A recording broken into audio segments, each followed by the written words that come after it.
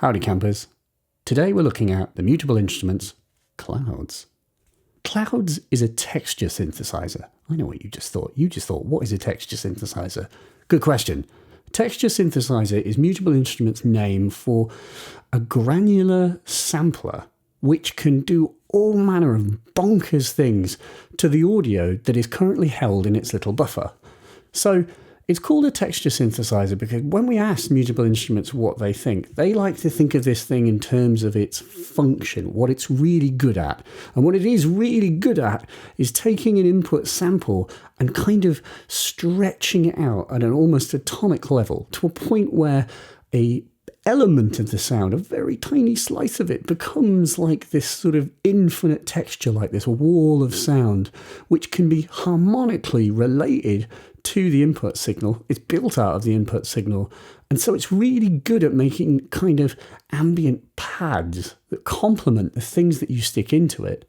However, in Mutable Instruments style, we have a very simple set of controls, all very pared down and well specified, but we have lots of CV modulation. And so while Olivier Gillet from Mutable Instruments says this thing is a texture synthesizer, it has many, many different abilities, and it can produce all manner of interesting, freaky things from your input signal.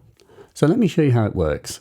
First, let me take the output of a microphone and stick it into my A119. Hi. Hi. Hello. Hello. How are you How are doing? you doing? I'm fine. I'm fine. You're fine? You're fine. I'm fine. He's fine. He's fine. We're all fine. We're all fine. Well, that's good. Well, that's good. Great news. Great news. Really great news. Really great news. Excuse me. Excuse me. That would sound good with reverb. I could smear this and turn it into some kind of infinite sound. And imagine if it was possible for me to sample this buffer and then scrub it.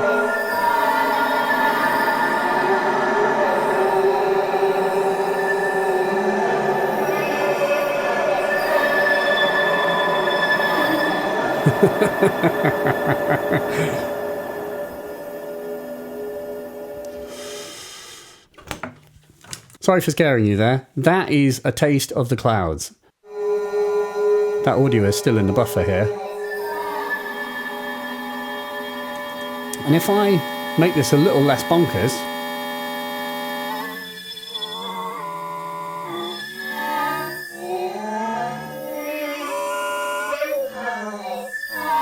we froze the audio that I recorded into the buffer.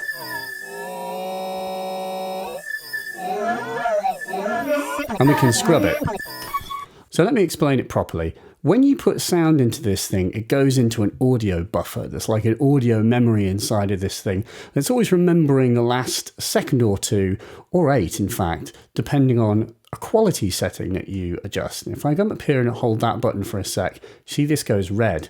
Oh, so red, we have 4 quality settings that we can adjust. These two here are high quality, 32 kilohertz, it should be pointed out. So there's a slight kind of grit to them. It's not CD quality. We have 2 settings for that. They're the same quality, but one is in stereo and one is in mono. And with this first one, we get 1 second of sampling time. With this one, we get 2. And then coming over here, we have a low quality setting, which sounds kind of like a cassette. I can maybe play it to you. Hi. Hi. Oh. Oh. Well, this is recording Well, at this low is quality. recording at low quality. Well, this is recording at low quality. And you can hear that there's a sort of darkness to it. And you can hear that there's a sort of darkness to it. But what's cool is we get longer sampling time. But what's cool is we get longer sampling time. I agree. I agree. If I just tap this little button, this becomes like a menu selector for these 4 little parameters here. These are controlling 4 different things. This one here is the wet dry mix of clouds, so that I can just put my input signal in and then I can get the mixed output. So I don't have to use a mixer elsewhere in order to blend in clouds with my signal. And that's very useful if you use this thing in its sort of true form, which is Olivier's idea of using it as a sort of audio complement, a kind of augmentation to an input signal where you're going to blend it in. So you can do that. The other thing that we can do is that we can sort of stereo spread the grains, and we'll come to this in a second. So we have a stereo spread control. Here we have a feedback control that also has the effect of kind of applying a reverb to the feedback because of the way that it blurs it. And then lastly, we do actually have a reverb built into this thing, a very nice sounding algorithmic reverb that only has this one control, which is sort of an amount and a kind of length all in one. And you can see from the way that this works, hopefully you can see that on the screen, that this sort of the state of these things is indicated. When I push this, I see at once the state of all of them by the color indicators. So if they are off, then I've not got this applied, and as they go green, and then they go yellow, and then they go kind of a yellowy red orange to show that we've applied that setting to its fullest extent. What's nice is that the currently selected setting can be voltage controlled if I stick a voltage into the blend control. You'll see up here we have a freeze control. This allows us to freeze the input buffer. So whatever the current state of the input buffer is at the point at which we push freeze gets saved into the memory, and we can unplug the input to clouds and still mess around with the audio that's inside it. So if there's a little bit of audio you want to grab, you can do that. What's cool is that that little bit of audio that is stored into the buffer can be saved. We can save 4 of the audio buffers and recall them later. Okay, so now we get into the main controls, and this is the sort of core functionality. So let me take a sine wave here, stick this in. Here's our sine wave. Note that the input, rather helpfully, becomes a little VU meter. Shows us if we're distorting. You can hear that very clearly, but you can also see it. Very helpful. And if I blend in the module, nothing happens. Why?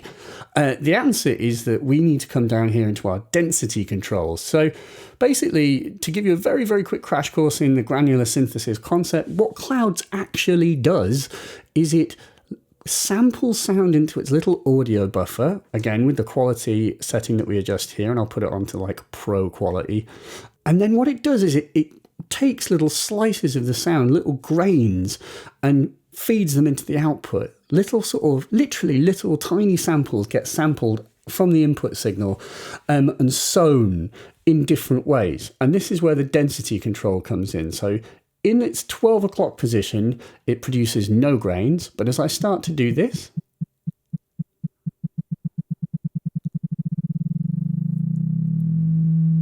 we start to hear the input signal. If I go back to 12 o'clock, nothing. And you hear that they're being regularly sown. If I go to the left, and if I go to the right,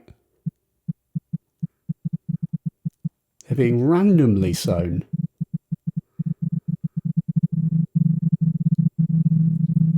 So little slices of our input signal are getting sown, little grains. And the shape and size, aka width of those grains, are controlled here. So texture is like a freely morphing control. We've got sort of gritty, hard grains, or we've got smoother grains.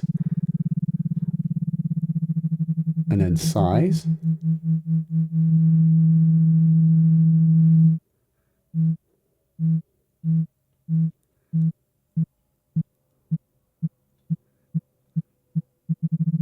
So you can hear just that little waveform, that sine wave that's coming in, is being kind of chopped, and the shape of each little chop is there for us to mess with. The width and the shape of the chop, and how many chops there are, and whether they're happening randomly or regularly. Interestingly, there's a trigger input here, and if we stick a gate into this thing, so if I just take the gate output from a pressure points and stick it into that trig, when I do this, that's me tapping on the pressure points, it sows a grain on command, which is cool. If we freeze the input, there's nothing coming into this thing, and yet I'm able to trigger a sound. This basically turns it into a one-shot sampler. Very, very neat. And what happens is that at the most dense point, it becomes like a smeared sound. And we can freeze again. And then we can scrub through the buffer, but very little is happening because this is just a constant tone. But what's very cool is we can pitch shift.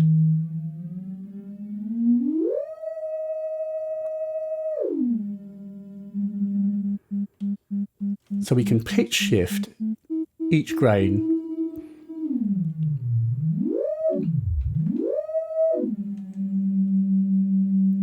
Nice. So if I put it back in, we can harmonize with our original source live going in.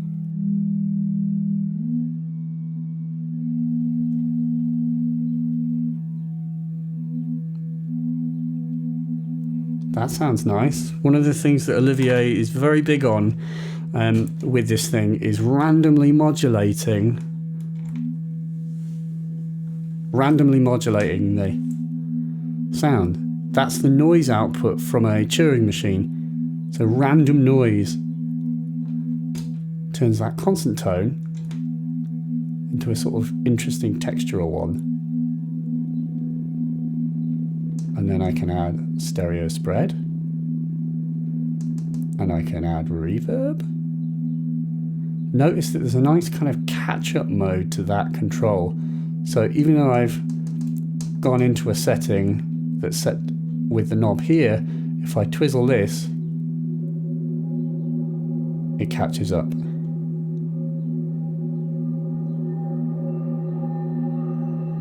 Beautiful. So the primary use of clouds is this idea of texturally sort of augmenting the input signal, creating a kind of ambience that complements the input. I definitely agree with Olivier. This is a beautiful way of using the module. Of course, it's one of many different ways.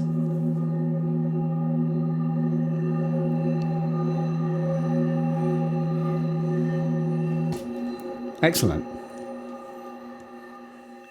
This is the Mutable clouds.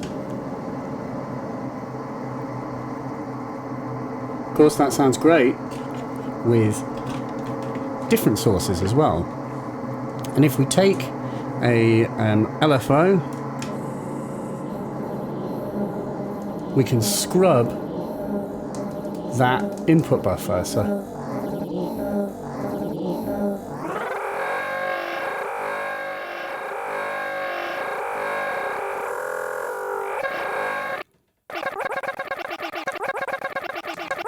and create kind of bonkers chopped sort of rhythms.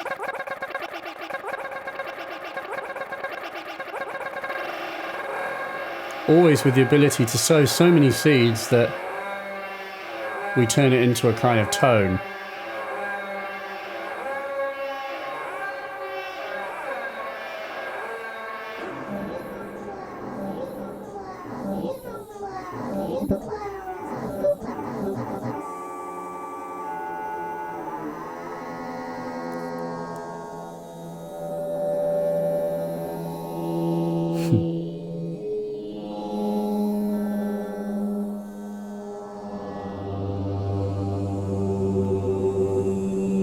Nice. And that is literally my DAF voice saying, this is the Mutable Instruments Clouds. And it's just wonderful. Like, you know, there's going to be many things. It musically can complement and harmonize with the input signal and create just fabulous textures. Let's use this as a one-shot sampler.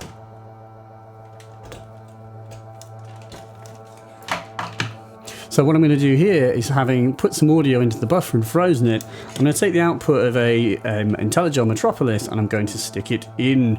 I'm going to use the gate into the trigger with the density set to 0,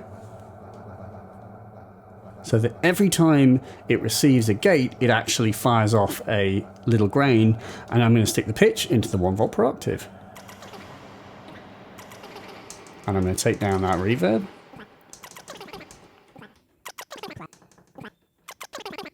Turning off the stereo, wet to full. And then I can scrub the buffer. This is a sampler.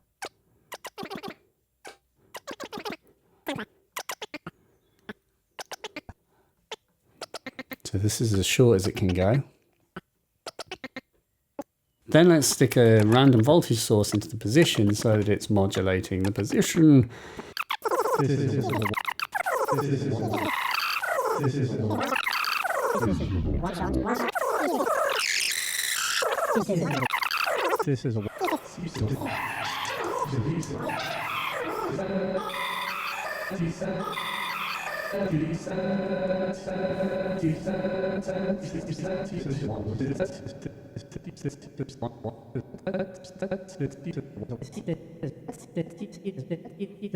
One very nice trick with this is that if you tap the freeze buffer very quickly, multiple successions, whilst putting different sounds into the clouds, you can store up different tones into the buffer and then scrub through them.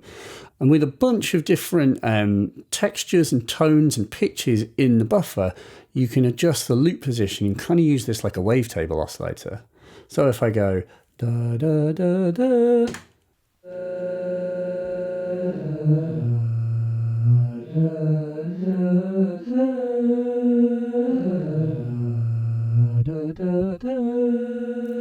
you can hear that we've frozen a section into the buffer. And I did that in one continuous pass, but you could do this with multiple sources, perhaps something from an oscillator, something from something else, part of a drum loop, whatever you have. And then once again, using a modulation source into that position,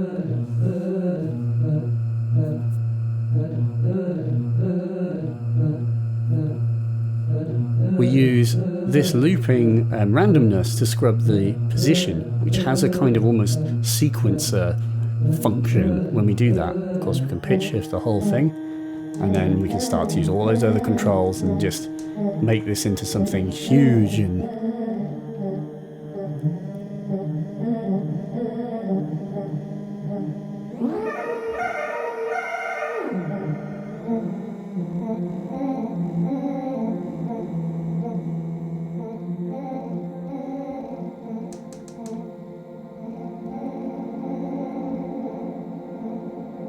so you can kind of get these almost sequenced ideas out of the thing.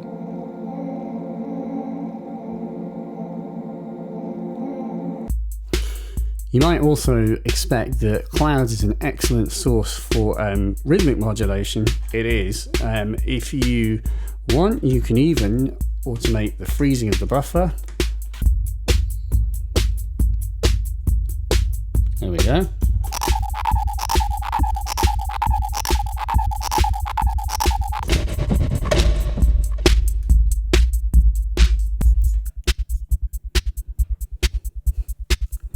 Nice.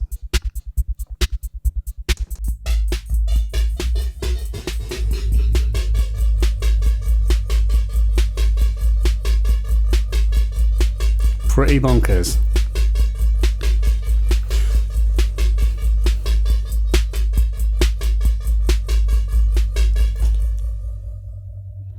One final thing to point you out are Clouds' hidden modes. Now these are hidden firmwares that you can access. Actually, interestingly, it's worth pointing out, because Mutable Instruments make their modules open source, you can literally download all of the files, documents and information and data that you need in order to build your own clouds, with the enormous caveat that these modules are designed for mass production. So to actually DIY them is very much an advanced project. These are not things that you will be able to do if you don't have tremendous experience with soldering, because they use tiny little surface mount parts. Not an easy thing to make, but people do make their own Mutable Instruments modules. It is possible. More important for folks who already own Mutable Instruments modules, though, is that the open source ethic means that people create custom firmware. And there's a firmware called Parasites for clouds. And perhaps in future there will be more. Parasites adds a whole bunch of different things.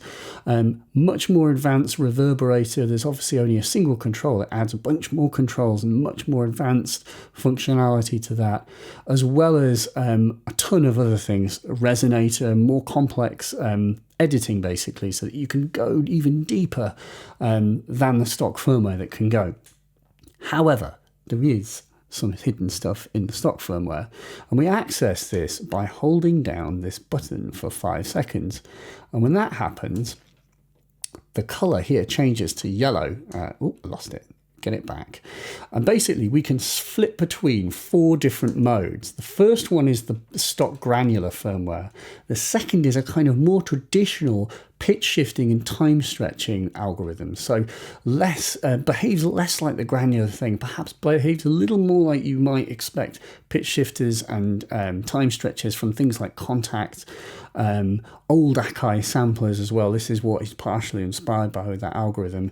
The other one is a kind of looping delay beyond what's capable in the stock firmware. And the last thing, which I'm going to show you, is Spectral Madness. Now, Spectral Madness is particularly interesting because it was actually the first firmware that Olivier Gillet, the guy from Mutable, developed for clouds. It was actually what clouds was going to be, and it was inspired by the freeware, or maybe not inspired by, but it's very similar in many ways to the freeware program called Paul Stretch. I don't know if you've ever seen Paul Stretch, but basically Paul Stretch is a piece of Windows software that lets you stretch sound ridiculously to the point where you can make a sort of 3-minute piece of music last for 2 weeks. So you get this point where you've stretched something so enormously that it becomes like a tone, like a texture, which is obviously the genesis idea of this thing. But Spectral Madness sounds profoundly different to the stock firmware. So if I stick drums in, I'll just turn it down because it was a little bit clippy.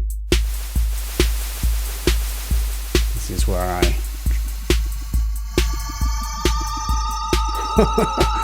yeah.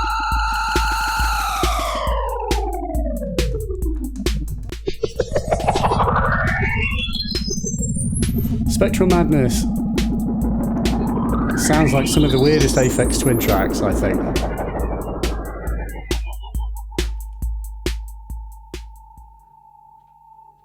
So, with the buffer frozen, we can maybe hear it a little bit better.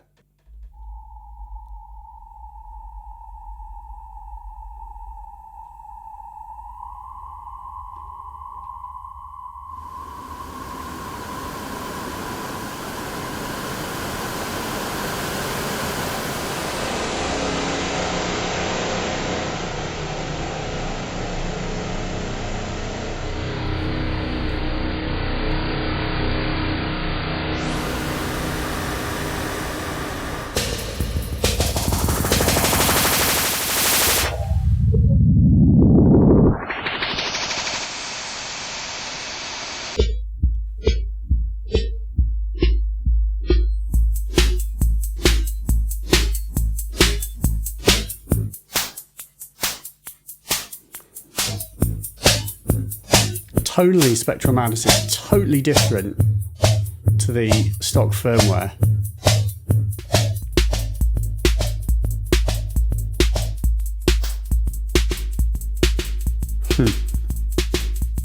Something about it seems to fit really well with drums.